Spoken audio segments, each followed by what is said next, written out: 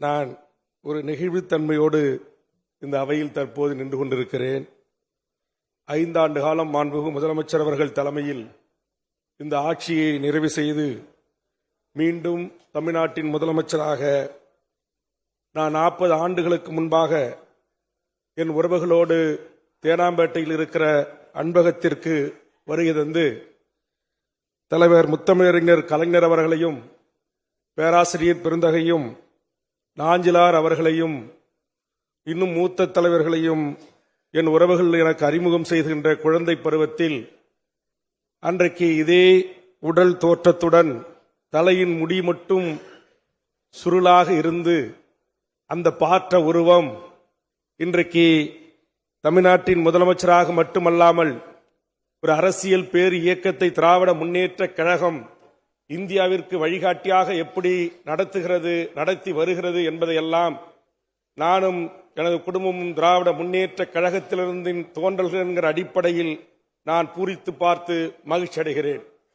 காரணம், இந்தியாவில் ஒரு அரசியல் பேர் இயக்கம் தமிழ்நாட்டில் இருக்கிற 12,000த்திற்கும் மேற்பட்ட ஊராட்சிகளில் இருக்கின்ற லட்சத்திற்கும் மேற்பட்ட கிராமப்புறங்களில் அமைப்பை நிறுவி அமைப்பை உருவாக்கி அந்த அமைப்பு எப்படி நடைபெற வேண்டும் என்பதற்கு எனக்கு தெரிந்து உலகத்திலேயே ஒரு முன்னுதாரணமான ஒரு அரசியல் பேரியக்கம் இந்தியாவில் இருக்கிறது என்று சொன்னால் அது திராவிட முன்னேற்ற கழகம். நான் ஏன் இதை நினைவு கூறுகிறேன் என்று சொன்னால், நாங்கள் திராவிட முன்னேற்ற கழகத்தின் குடும்பத்தில் இருந்து நான் தலைவர் அவர்களை பார்ப்பதற்கு கோபாலபுரம் வீட்டிற்கு வந்தேன். தலைவர் அவர்களை பார்க்க முடியவில்லை. தளபதி அவர்கள் வீட்டில் இருக்கிறார், அவரை பார்க்க வேண்டும் என்று ஒரு மாணவனாக வருகை தந்து பார்ப்பதற்கு முயற்சித்தேன். உடனடியாக செய்தி தளபதி அவர்களுக்கு தெரிவிக்கப்பட்டு வெளியில் வந்தார். அன்றைக்கு ஆர்வ மிகுதியின் காரணமாக, எப்போதும் என்னை தளபதி அவர்கள் கொஞ்சம் ஆர்வம் உள்ளவர் என்று சொல்வார், ஆர்வ மிகுதியின் காரணமாக நான் தங்களின் பெயரிலே ஒரு நற்பணி மன்றம் அமைக்க வேண்டும் என்று ஒரு நற்பணி மன்றத்தை அமைத்து ஒரு மினிட் நோட்டை கொண்டு வந்து கையொப்பம் வாங்க வந்தேன். மறுக்காமல் கையொப்பம் போட்டு விட்டு சொன்னார், நீ இனிமேல் என்னை பார்க்க நேரடியாக வரக்கூடாது, குறிஞ்சிப்பாடி ஒன்றியத்தினுடைய கழக ஒன்றிய செயலாளர் கணேசமூர்த்தி இருக்கிறார், மாவட்டத்தினுடைய அமைப்பாளர் தயாலும் இருக்கிறார், அவரை சென்று பார்த்துவிட்டு அதற்கு பிறகு இங்கு வர வேண்டும் என்று வலியுறுத்தினார். நான் எதற்காக இதை சொல்கிறேன் என்று சொன்னால், மாண்புமிகு தமிழ்நாட்டு முதலமைச்சர் அவர்களே, நீங்களும் தலைவர் கலைஞர் அவர்களும் பேரறிஞர் அண்ணா அவர்களும் இந்த திராவிட இயக்கத்தை இன்று முதல் கட்டி காத்து வருகின்றீர்களே, ஒரு அரசியல் இயக்கம் எப்படி நடைபெற வேண்டும்?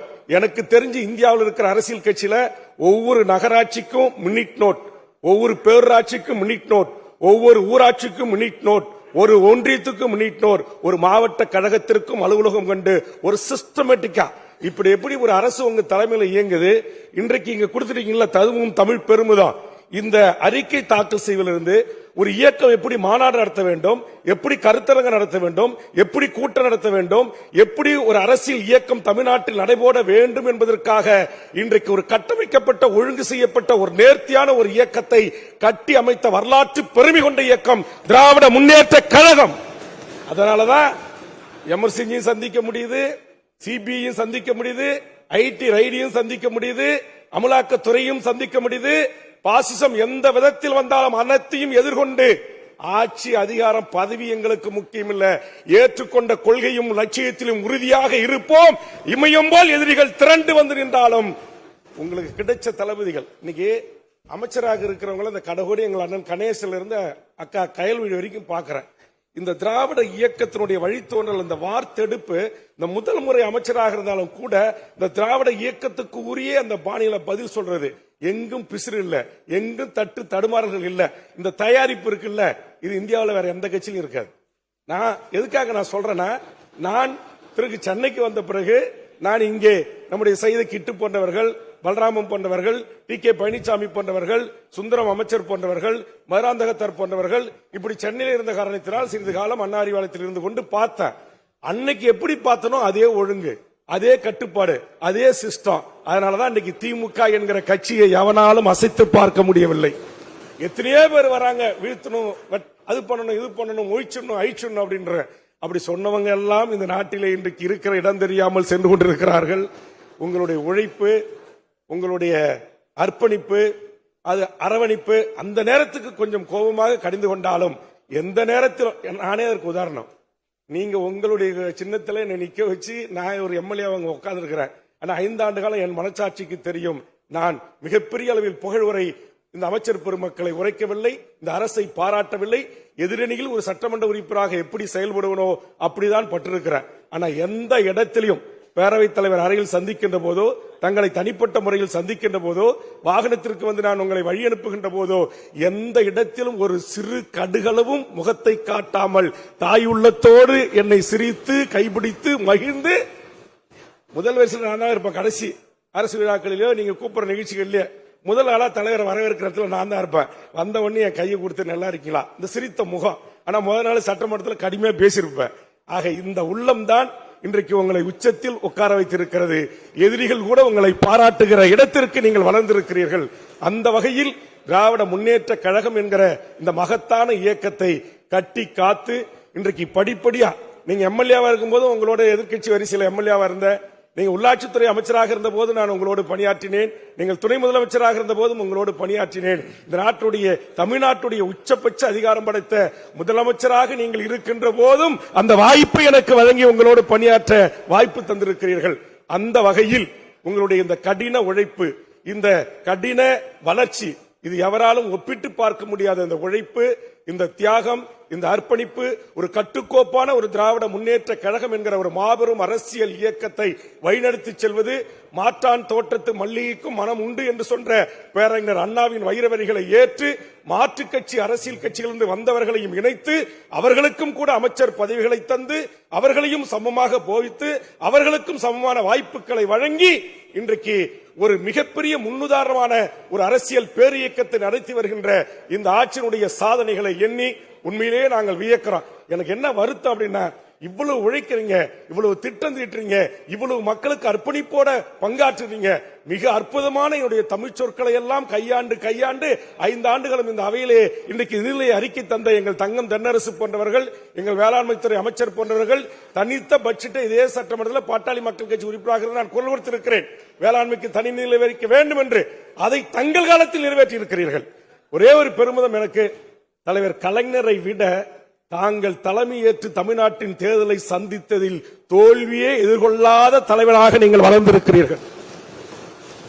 6வது முறை நாட்டுக்கு முதலமைச்சராக திராவிட முன்னேற்ற கழகம் அமைந்திருக்கிறது. 7வது முறையும் தலைவர் கலைஞர் அவர்கள் உயிரோடு இருக்கின்ற காலத்தில் தன் பேச்சு, தன் எழுத்து, தன் ஆற்றல் அத்தனையும் பயன்படுத்தி மீண்டும் இந்த தமிழ்நாட்டு மக்கள் மிகப்பெரிய வாய்ப்பை 96 மக்களுக்கான நலத்திட்டங்களை வாரி வழங்கிய மகத்தான அந்த தலைவரை மீண்டும் அமரவிடாமல் தமிழ் சமூகம் தவறவிட்டது. அதுபோன்று தமிழ் சமூகம் தவறவிடக் கூடாது.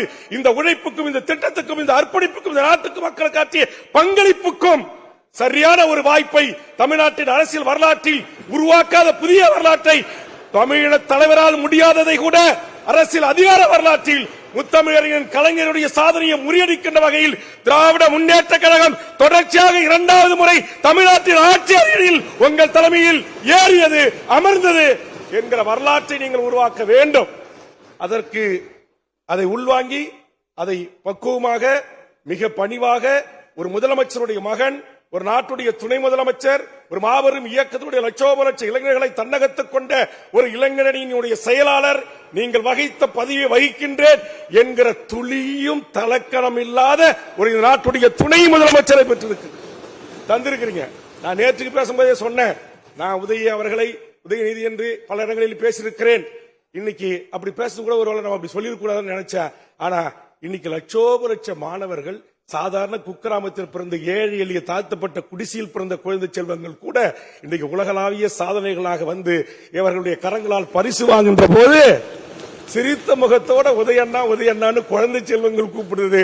அதுல நான் கூட்டுறது கூட தப்பு இல்லை என்று நான் என்னை தேற்றிக் கொண்டேன். நான் எதற்காக இதை சொல்கிறேன் என்று சொன்னால், உங்களுடைய தலைவர் கலைஞருடைய வளர்ப்பு, உங்களுடைய வளர்ப்பு, அது ஒரு தலைமை பண்பு என்பது அது இயற்கையாகவே அந்த தலைமை, அந்த ஜீன்ல இருந்து அப்படி ஊறி வந்திருக்கு. நான் ஏன்னா சண்டை போட்டிருக்கிறேன் உங்களோட கடந்த 10 ஆண்டு காலம் பாட்டாளி மக்கள் கட்சியில இருந்து எப்படி எல்லாம் போரிட்டு இருப்பேன், எப்படி எல்லாம் சண்டை போட்டிருப்பேன் தெரியும் எனக்கு. ஒருபோதும் தலைவர் கலைஞரும் சரி, வேல்முருகன், நான் பேசின அம்மையார் ஜெயலலிதா அவர்களே 11 முறை உட்கார எழுந்திருக்க ஒரு பதிலடி கொடுத்தேன். பேசி முடிச்ச உடனே என்னை கட்டி பிடிச்சி, நீ வேல்முருகன் இல்லையா, நீ தூள் முருகன் அப்படின்னாரு. எனக்கு எப்பயுமே இந்த உதடு கொஞ்சம் சிவப்பா இருப்பான். ஒரு நாள் கார்ல போகும்போது, வழி அனுப்ப போகும்போது கிட்ட கூப்பிட்டாரு, இந்த உதட்ட பார்த்துட்டு லிப்ஸ்டிக் போட்டு வந்தியா அப்படின்னாரு. இல்ல தலைவர், இது இயற்கையான அப்படின்னு. அதனால எவ்வளவுதான் எதிர்வரிசையில் நின்று நாம் விமர்சனம் செய்தாலும் சொற்போர் செய்தாலும் கூட அதை மிக லாகவமாக தனதாக்கி கொள்ளுகிற ஒரு மகத்தான தலைவன் முத்தமிழறிஞன் கலைஞன் அவர்கள். அந்த வழித்தோன்றர்களாக வார்த்தெடுக்கின்ற ஒவ்வொரு தலைவர்களும் நாங்க கூட பாக்குறேன். உங்களுடைய ஆட்சியில நீங்க கொடுத்த ஃப்ரீடம் தான் தளபதி. நான் பாக்குறேங்க அதிமுக மாண்புமிகு எடப்பாடியிலிருந்து அத்தனை முன்னாள் அமைச்சர்களும் நம்முடைய அமைச்சர்கள் எம்எல்ஏக்களோட கைகுலுக்கி நட்பு பாராட்டி நீங்க இல்ல வர்றதுக்கு முன்னாடி இங்க வந்து பேசுற இந்த வரலாறு இருக்கு பாருங்க. இது தமிழ் சமூகத்திற்கு தேவை. வாழ்கின்ற காலம் கொஞ்ச காலம். ஆனா அரசியலா மக்களை நம்ம சந்திக்கிறோம், தேர்தலுக்கு வரோம். ஆனா இங்க எதிர்முதிரமாக இருக்கிறது. அம்மையார் ஜெயலலிதா இருக்கும்போது பார்த்தாலே முடிஞ்சு போச்சு மறுநாள் பதவி காலி. அந்த ஒரு ஃப்ரீடம் ஏவ வேலைன்னங்கட்டலாம். இன்னைக்கு தங்கதேனர் சொன்ன பல அமைச்சர்கிட்ட அத்தனை அதிமுக எனக்கு தெரிஞ்சு எடப்பாடி தவிர அத்தனை பேரும் வந்துட்டாங்க. இங்க லாபியில் அத்தனை பேரும் வராங்க, பேசுறாங்க, கை கொடுக்கறாங்க, அன்பு பாராட்டுறாங்க, நட்பு நலம் விசாரிக்கிறாங்க. இந்த மாண்பை உங்களுடைய காலத்தில் உருவாக்கி தந்திருக்கிறீர்கள். அந்த மாண்பை கடைபிடிக்கிற அமைச்சர் பெருமக்களுடைய எம்எல்ஏ மாவட்ட கழக செயலாளரையோ ஒருபோதும் நீங்களோ துணை முதலமைச்சரோ கடிந்து கொள்ளவில்லை. அதையும் நான் எண்ணி பார்க்கிறேன். ஆக இந்த பண்பற்ற திராவிட இயக்கத்தினுடைய வழித்தோன்றல்கள் இந்த தமிழ் இனத்திற்குரிய பண்பட்ட ஒரு அரசியலை வளர்த்தெடுப்பதற்காகவே திராவிட முன்னேற்ற கழகம் என்கிற இந்த மகத்தான பேரியக்கம் இந்த மண்ணில் பண்பட்ட சொன்னாங்க. பண்பட்ட அதான் சொன்னாங்க. பண்பட்ட இந்த பண்பட்டதான் மாறி இருந்தாலும் பண்பட்ட நான் சொல்றது சரிதான். சரியாதான் இருக்கு. சரியா அதனால ஒரு வார்த்தை தவறா கேட்டு இந்த பண்பட்டதான் இந்த பண்பற்றன்னு சொல்லல, பண்பட்ட இந்த அரசியலை தளபதிக்கும் பின்னால் நம்முடைய இளைஞணி துணை முதலமைச்சர் அவர்களும் ஏனைய மூத்த அமைச்சர் பெருமக்களும் இன்றைக்கு கடைபிடிப்பது என்பதும் உண்மையிலேயே இன்றைக்கு மனநிறைவாக இருக்கிறது. அந்த மனநிறைவான இந்த அரசியலை செய்கின்ற திராவிட முன்னேற்ற கழக தலைமையிலான இந்த அரசில் நான் சட்டப்பேரவை உறுப்பினராக இருந்து பணியாற்றி நான் இங்க எல்லா எதிர்க்கட்சி தலைவர்களும் வரவேற்பாங்க. குறிப்பா அதனுடைய தொழிலாளர் சட்டம் ஒற்றையாளா போய் தளபதி கிட்ட சொன்னேன். மறுநாளே கூட்டணி கட்சி தலைவர்கள் எல்லாரும் போய் சொன்னோம், உடனடியா ரத்து. அந்த எதிர்க்கட்சிகளுக்கும் உரிய மாண்போடு சொல்ல வேண்டிய நேரத்தில் அதை ஏற்றுக்கொண்டு அதை ரத்து செய்கின்ற அந்த மனப்பக்குவம் தளபதி உங்களை தவிர யாருக்கும் அது அமையாது. அதே மாதிரி உயர்கல்வித்துறை அமைச்சர் என்னுடைய திராவிட முன்னேற்ற கழகத்தினுடைய ரூம்மேட்ஸ் கோவில் செழியன் அவர்களால் கொண்டு வரப்பட்ட அந்த உயர்கல்வித்துறைக்கான அந்த சட்டம் இன்னைக்கு திரும்ப பெற்றிருக்கு. அதே மாதிரி கூட்டணி கட்சி தலைவர்கள் சொன்ன உடனேயே அதை கேட்டு நடைமுறைப்படுத்துறீங்க பாருங்க. இந்த விட்டு கொடுப்பு என்பதுதான் விட்டு கொடுத்தவர்கள் வீழ்ந்ததாக வரலாறு இல்லை, வாழ்ந்ததாக தான் வரலாறு உண்டு.